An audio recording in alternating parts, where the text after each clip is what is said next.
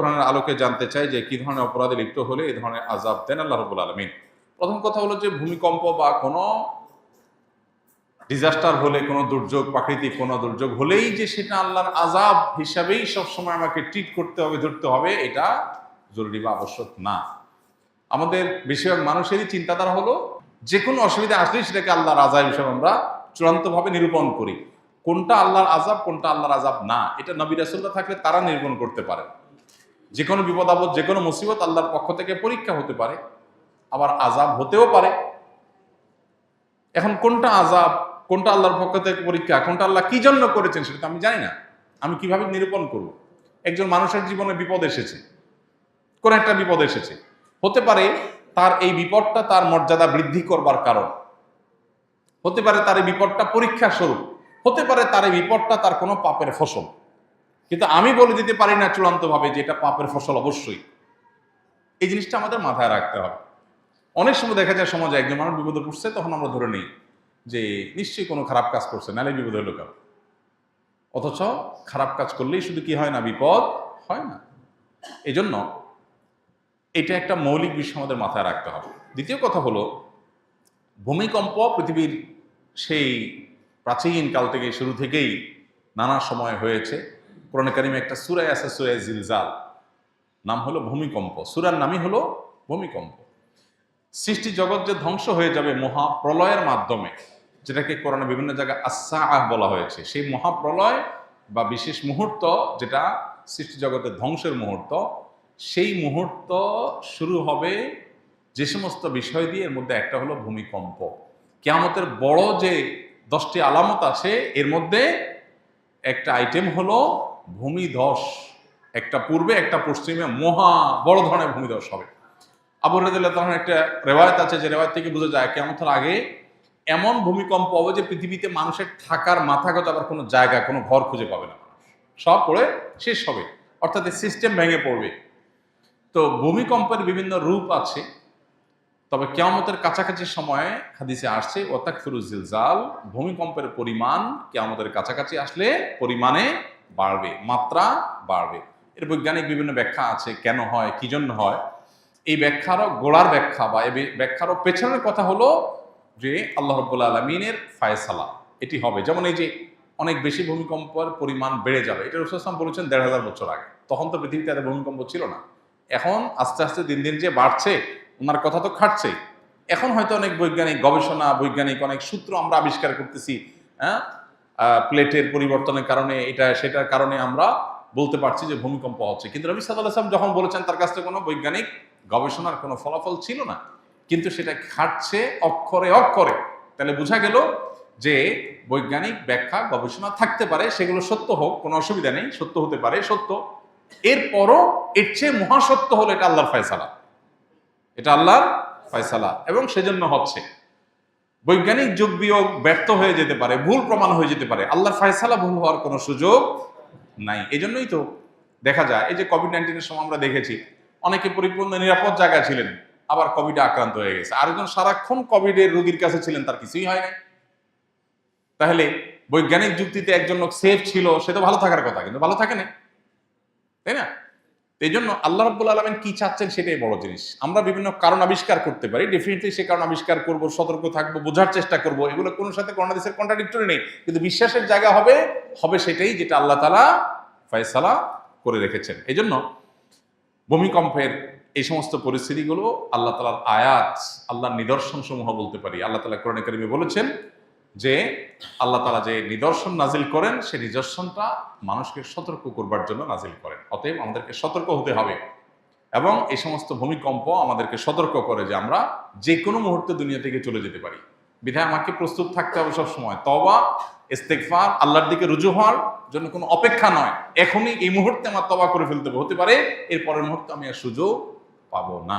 দুনিয়াটা যে খুবই ক্ষণস্থায়ী, এটাকে আমরা যতটা পার্মানেন্ট মনে করি, যেভাবে এটার জন্য আমাদের প্রিপারেশন থাকে, তাতে মনে হচ্ছে অনন্তকাল থাকবো, সেটা যে ভুল। এটা আল্লাহ তাআলা এই সমস্ত ঘটনার মধ্য দিয়ে আমাদেরকে বারবার করে বার্তা দেন, স্মরণ করান। নবী রাসূলরা এসে যে কাজটি করাতেন, স্মরণ করাতেন সেটি। অতএব আল্লাহ তাআলা আমাদেরকে এগুলো থেকে শিক্ষা গ্রহণ করবার তৌফিক দান করুন। গুনাহ করলে অন্তরে দাগ পড়ে, কথাটি কতটুকু সত্য? যদি সত্যি পড়ে থাকে তাহলে কেন পড়ে এবং এই দাগ কাটানোর উপায় কি? উত্তর হলো, গুনাহ করার ফলে অন্তরে দাগ পড়ে এই মর্মে সম্পূর্ণ পরিষ্কার একটি বিশুদ্ধ হাদিস আছে। নবী সাল্লাল্লাহু আলাইহি ওয়াসাল্লাম বলেছেন, বান্দা যখন কোনো গুনাহ করে তার অন্তরে নোক্তাতুন সাউদা বা কালো একটি দাগ পড়ে। গুনাহ যদি বড় হয় দাগ হয়তো বড় হয়, গুনাহ ছোট হলে দাগটা ছোট হয়। তো এইভাবে অন্তরে যখন দাগ পড়ে, মানুষের অন্তরটা হলো আয়নার মতো। অন্তর দিয়ে মানুষ অনুধাবন করে, ভালো মন্দ পরখ করে, বুঝে। তো গুনাহের ফলে একটা দাগ পড়ে, আরেকটা গুনাহ পড়ে আরেকটা দাগ পড়ে, এইভাবে গুনাহ করতে করতে অন্তরের উপর আস্তে আস্তে দাগ পড়ে, সেটা মলিন হয়ে যায়, অন্ধকার হয়ে যায়। আর এর ফলে কি হয়? এই অন্তরে আর ভালো কিছু নিরূপণ করার শক্তি থাকে না। এই জন্য দেখবেন যারা পাপাচার করতে করতে করতে সব রকমের পাপ করে, নামাজ পড়ে না, গুনাহ করে, গান বাদ্য মাদক হারাম সব কিছুতে ডুবে থাকে, এই মানুষগুলো দেখবেন খুব সহজে সঠিক পথে ব্যাক করে না এবং তারা ভালো মন্দ বুঝতে পারে না। কারণ ওই যে একটা স্বচ্ছ আয়না, আমরা যখন চেহারা দেখি, চেহারার ভালো মন্দ দিকগুলো আয়না দেখা যায়, তখন আমরা ঠিক করি, ওইটা সংশোধন করি। কিন্তু যদি আয়নাটাই সব দাগে ভরা থাকে, তাহলে ওই আয়নাতে আমার সমস্যা ধরা পড়বে না। ঠিক একইভাবে গুনাহ করতে করতে মানুষের অন্তর যখন কালো হয়ে যায়, তখন সে অন্তর দিয়ে ভালো আর মন্দ পথ সে বের করতে পারে না। ওইটা ওই ময়লা আয়নার মতো, ভালো মন্দ বোঝা যায় না ওইটা দিয়া, তার অন্তর দিয়ে ভালো মন্দ বোঝা যায় না এবং তার অন্তরে মোহর পড়ে যাওয়ার মতো অবস্থা তৈরি হয়।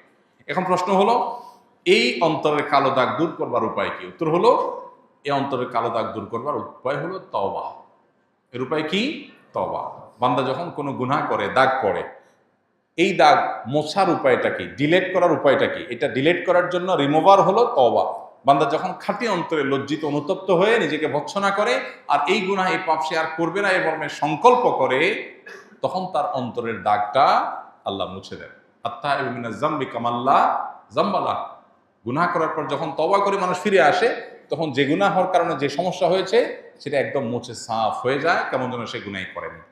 এই জন্য তওবাটা আমাদেরকে নিয়মিত করতে হবে এবং তওবা অব্যাহত রাখলে ইনশাআল্লাহ অন্তরটা পরিষ্কার হবে। আল্লাহ তাআলা কিয়ামতের ময়দানে জিজ্ঞাসা করবেন, অন্তরটাকে আমরা পরিচ্ছন্ন আনতে পারলাম কিনা। ইয়াউমা লা ইয়ানফা'ু মালুন ওয়ালা বানুন ইল্লা মান আতাল্লাহা বিকলবিন সালিম।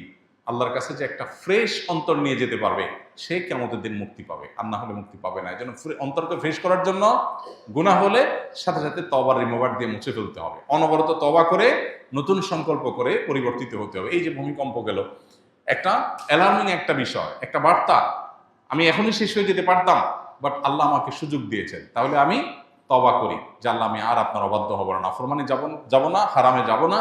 এই যে নতুন সংকল্প করলাম, সেটাকে টিকে রাখার জন্য সংগ্রাম করলাম, এটাই তওবা। এর মধ্য দিয়ে অন্তরে আগে যেগুলো হয়েছে সেটা পরিষ্কার হয়ে যাবে ইনশাআল্লাহ। শুক্রবারে বিশাল ভূমিকম্পের মধ্য দিয়ে কিয়ামতের দিন সূচনা হবে, কথাটি কতটুকু সত্য? ইসলামের আলোকে বুঝিয়ে বলবেন। কিয়ামতের দিন, মহাপ্রলয়ের দিনটি থাকবে শুক্রবার, এটি বিশুদ্ধ হাদিসে বর্ণিত হয়েছে, নবী সাল্লাল্লাহু আলাইহি ওয়াসাল্লাম থেকে সুসাব্যস্ত হয়েছে।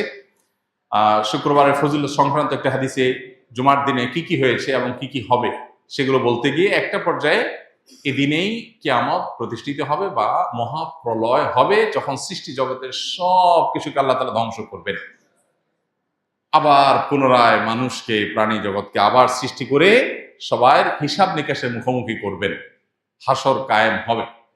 তো এই যে মহাপ্রলয়ের মধ্য দিয়ে যে মহাধ্বংসযজ্ঞ হবে, মহানিনাদ হবে, বিকট আওয়াজের মধ্য দিয়ে গোটা সৃষ্টি জগৎকে আল্লাহ তাআলা শেষ করে দিবেন, সেই দিনটি জুমাবার হবে, এটি বিশুদ্ধ হাদিসের আলোকে প্রমাণিত। এখানে একটা সূক্ষ্ম প্রশ্ন তৈরি হয়, সেটা হলো, জুমার দিনে গোটা দুনিয়া ধ্বংস হবে, এটা হাদিসে আছে, অথচ গোটা পৃথিবীর সব জায়গায় একই দিনে জুমার দিন হয় না। বাংলাদেশে আমরা যখন আজকে ধরুন জুমার দিন, শুক্রবার দিন, এখন আমরা জুমার দিনে জুমা আদায় করছি, জুমার দিনে আমল করছি, ঠিক এই সময় পৃথিবীর অনেক দেশে গভীর রাত, ঘুম বা অন্য কোনো দিক, বৃহস্পতিবার। তাহলে যখন কিয়ামত একই দিনে হবে গোটা পৃথিবীতে, বার তো একইটা থাকবে না, তাহলে সেখানে তো শুক্রবার না, সেখানে কেমনে কিয়ামত হবে? এটার উত্তর হলো, আজকে পৃথিবীর যে ব্যবস্থাপনা আমরা দেখতে পাচ্ছি, মহাপ্রলয়ের দিন পৃথিবীর এই ব্যবস্থাপনা থাকবে না। আমরা আজকের পৃথিবীর সাথে তুলনা করে সেদিনকে আমরা বিচার করছি যে সেদিন তো কোথাও জুমার দিন, কোথাও বৃহস্পতিবার দিন হবে, কোথাও দিন হবে, কোথাও রাত হবে, এ দিন এবং রাত এবং বারের এই পরিবর্তন আল্লাহর যে সমস্ত সৃষ্টির কারণে হয়ে থাকে, যে সিস্টেমের কারণে হয়ে থাকে, কিয়ামতের মুহূর্তে ওই সিস্টেম পুরাটাই মুখ থুবড়ে পড়বে, ভেঙে পড়বে, এগুলোর কোনোটাই কাজ করবে না। যে সূর্যের অবস্থান পরিবর্তনের কারণে দিন এবং রাতের পরিবর্তন হয়, এই সূর্যই আলোহীন হয়ে যাবে। হাদিসে আসছে নবী সাল্লাল্লাহু আলাইহি ওয়াসাল্লাম বলেছেন, যেই সকাল থেকে মহাপ্রলয়ের শুরু হবে তার আগের রাত হবে দীর্ঘ। এই যে দীর্ঘ রাত হবে তখন তো গোটা পৃথিবী একাকার হয়ে যাবে। এবং আল্লাহ তাআলা কোরআনে কারীমে বলেছেন সূরা শামসের মধ্যে যে ইদা শামসু কুববিরাত ওয়া ইদান নুজুমু কাদারাত। এই সূরা শুধু অনুবাদ করলে আপনার কাছে পরিষ্কার হয়ে যাবে বিষয়টা। আল্লাহ বলেছেন সেদিন সূর্য কি হবে? আলোহীন হয়ে যাবে। সূর্যের আলোর কারণে তো দিন হয়। সূর্যের আলোই যখন থাকবে না, তারকারাজি যখন খসে পড়বে, চাঁদ সূর্য এবং গোটা সৃষ্টি জগৎ মহাকাশ এবং আপনার নৌমণ্ডল ভূমণ্ডল সব যখন শেষ হয়ে যাবে এবং এগুলোর প্রিপারেশন যখন শুরু হবে, আগের রাতটা হবে দীর্ঘ, মানুষ অপেক্ষা করবে সকালের, কিন্তু ভোর আর হবে না। এরপরে পশ্চিম দিকে সূর্য উঠবে, তারপরে ধাপে ধাপে সিংহা ফুৎকার দেয়া হবে, মহাপ্রলয় শুরু হবে। তাহলে বোঝা গেল মহাপ্রলয়ের সেই সময়, সেই মুহূর্ত, সেটা আজকের পৃথিবীর যে সিস্টেম আছে এইটা হুবহু তখন থাকবে না, বরং তখনকার পৃথিবীতে আজকের সিস্টেম যেটার উপরে দিন রাত নিরূপণ হয়, গোটা পৃথিবী যেভাবে আপনার এক এক অঞ্চল এক একটা সময় আপনার আমরা পাই, এই পুরো সিস্টেমটাই তখন মুখ থুবড়ে পড়বে। অতএব এটার সঙ্গে মহাপ্রলয়ের সেই সময়কে তুলনা করা যাবে না।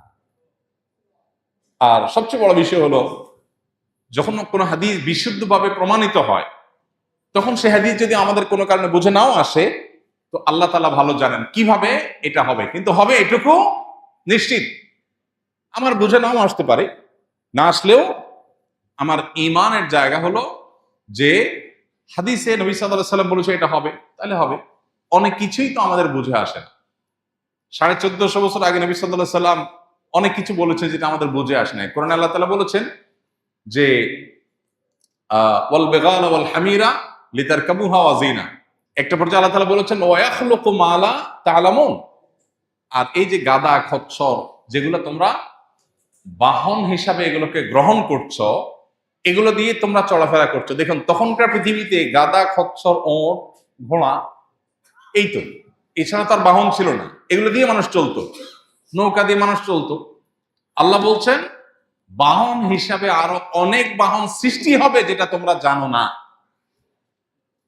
এখন সেই বাহন, বাস, ট্রাক, বিমান, বিভিন্ন রকমের বাহন তৈরি হয়েছে কি হয় নাই? 1450 বছর আগে আল্লাহ তাআলা যখন এই আয়াত নাজিল করেছেন, তখন কি সাহাবীদের কাছে এটা পরিষ্কার ছিল?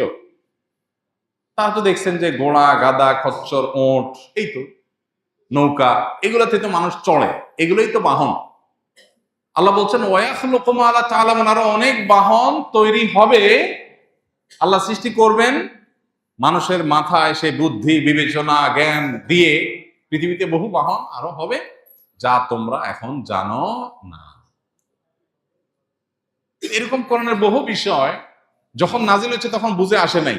সাহাবীরা তো বলে নাই না, মাথায় ধরতেছে না, মানলাম না, তা তো বলেন নাই। অতএব কোরআন বা সুন্নাহ যদি কোনো কিছু বলে, সেটা যদি কোরআন সুন্নাহর কথা হিসাবে সুসাব্যস্ত হয়, তাহলে সেটা ক্লিয়ার, আমার বুঝে আসুক বা না আসুক। আল্লাহ